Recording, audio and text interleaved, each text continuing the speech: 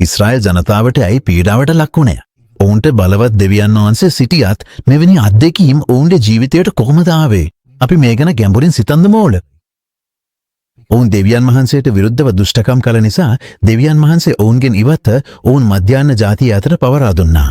දිනපතා භාවගා පිළිවෙලෙන් දෙවියන්ගේ දූතයා ඔහුට පෙනී සිට ඔහුට කීය, ඔබ සමගයි ස්වාමීන් වහන්සේ, ඔබ ශූර වීරයා.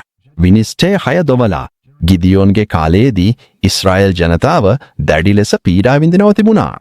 ඉස්රායෙලයෝ වගා කළ විටමද මධ්‍යානයින්, අමාලේක්වරුන් සහ නැගෙනහිර ජනතාව ඔවුන්ට එරෙහිව පැමිණිනා. ඔවුන්ට එරෙහිව කඳවුරු ගාස දක්වා ඉඩමින් ලැබෙන සියලුම අස්වැන්න විනාශ කළා.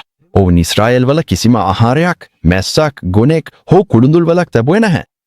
එක් දිනක් ස්වාමින්ගේ දූතයා ගිදියෝන්ට පෙනී සිටිමින්, ස්වාමින් ඔබ සමග සිටින්නාය කියේ. ගිදියෝන් හොට කියේ, මගේ ස්වාමීන් අප සමග සිටීනම් මෙය සියල්ල අපට ඇයි සිදුවන්නේ? අපේ පියන් අපට කියූ සියලුම විශ්මිත කාර්යයන් කොහෙද? ස්වාමීන් අපව ඉජිප්තුවෙන් ගෙනාවාද කියා ඔවුන් කිව්වා. නමුත් දැන් ස්වාමීන් අප අත්හැර දමා මධ්‍යානයින්ගේ අතට අප පවරා තිබෙනවා. විනිශ්චය 6:33. අද දිනත් ඒම ප්‍රශ්නය ඔබේ ජීවිතයේ නැවතත් මතුවිය හැකි. දෙවියන් වහන්සේ සැබවින්ම මට සමග සිටීනම් මෙවැනි තත්ත්වයන් මට ඇයි සිදුවන්නේ?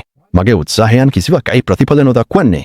මගේ කටයුතු කිසිවක් ඇයි සාර්ථක නොවන්නේ? ඔබේ දෙවියන් වහන්සේ ස්වාමීන් ඔබේ ප්‍රශ්නවලට පිළිතුරක් ලෙස ඔබට ආශිර්වාද කරමින් කියයි, මම ඔබ සමග සිටිනවා. ස්වාමීන් ඔබ සමග සිටීනම් ඔබට නිසකවම විශ්මිත කාර්යයන් දැකිය හැකි බව, සියලු අනතුරු වලින් ආරක්ෂා විය හැකි බව, ඔබ කරන සියල්ල සාර්ථක වන බව සත්‍යයි. නමුත් ඉස්රායෙල් ජනතාව ඇයි පීඩාවට ලක් වුණේ?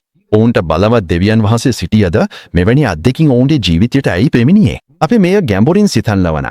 ඔවුන් දෙවියන් වහන්සේට විරුද්ධව දුෂ්ට කටයුතු කළ නිසා දෙවියන් වහන්සේ ඔවුන්ගෙන් ඉවත ඔවුන් මධ්‍යානයන්ගේ අතර පවරා දුන්නා. ඔබ දෙවියන් වහන්සේට විරුද්ධව දුෂ්ට කටයුතු කර ඔහුට විරුද්ධව පව් කරන්නේ නම් දෙවියන් වහන්සේ ඔබේ ජීවිතේ ක්‍රියා කළ මහක. යෝසෙෆ් දෙවියන් වහන්සේට බියව දුෂ්ට කටයුතු වලින් වළකින්නට කටයුතු කළා.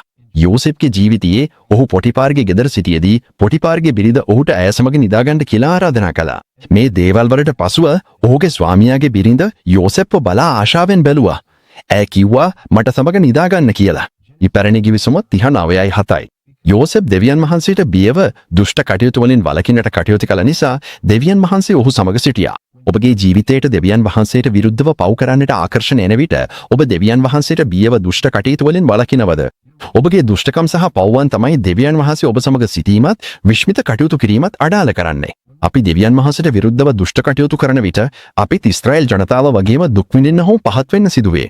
නමුත් දෙවියන් වහන්සේ කියනවා, අපි ඔහු වෙත ආපසු හැරෙමු නම් මම ඔබගේ දුක්ඛේ ඔබගෙන් ඉවත් කරමි, මම ඔබ සමග සිටින්නෙමි. මෙසේ දෙවියන් වහන්සේ කියනවා. ඔවුන් ආරක්ෂිතවම සිටියත්, බොහෝ දෙනෙක් සිටියත් ඔහු ගමන් කරන විට ඔවුන් මෙලෙස කපන ලදෙයි. මම ඔබට දුක් දුන්නත් මම තවදුරටත් ඔබට දුක් නොදෙනෙමි. දැන් මම ඔහුට යුක්තිය ඔබගෙන් කඩනවා, ඔබට බැඳීම් බිඳ දමනවා. නාහුම් 1:10-2 10:3. පිළිසඳරේස්තු වහන්සේගේ කරුණාව, පියාණන්ගේ ආදරය සහ පවිත්‍රාත්මයාණන්ගේ සංගමය ඔබ සමග වේවා. ආමෙන්.